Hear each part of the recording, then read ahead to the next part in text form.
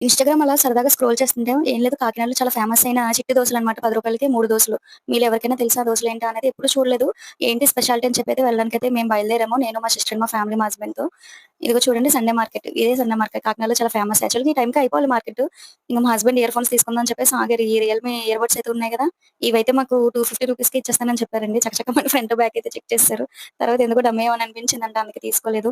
ఇవేమన్నా సామాన్లు చూస్తే పాత సామాను, కొత్త సామాను అన్నీ కలిపైతే మార్కెట్‌లో పెట్టేసారు. చిన్న చిన్న సైకిల్ మా బుడ్డదానికైతే సైకిల్ కొందామని చూద్దాం అనుకుంటున్నాం. ఎక్కడ బాగుంటాయా అని చూస్తున్నాం అనమాట. ఇది చూడండి అందరూ మార్కెట్ ఎలా యాక్చువల్లీ అంతా అయిపోయింది ఈ టైంకి. ఇందాక మా పాప కోసం సైకిల్ కోసం వెతికాం గదా! ఇదిగో ఇక్కడైతే ఆగాము.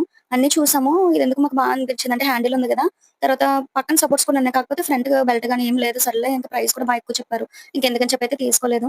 ఇంకా ఫైనల్‌గా షాప్ అయితే మాకు దొరికేసిందండి. ఇదిగో ఇదే చిట్టి దోసలనమాట. ఆంటీ గారైతే చాలా స్పీడ్‌గా ఏస్తున్నారు.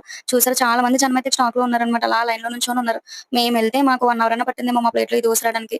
ఇదిగో చూసారా? టేస్ట్ అయితే బావుంది. రూ. 30కి 8 చిన్నట్లయితే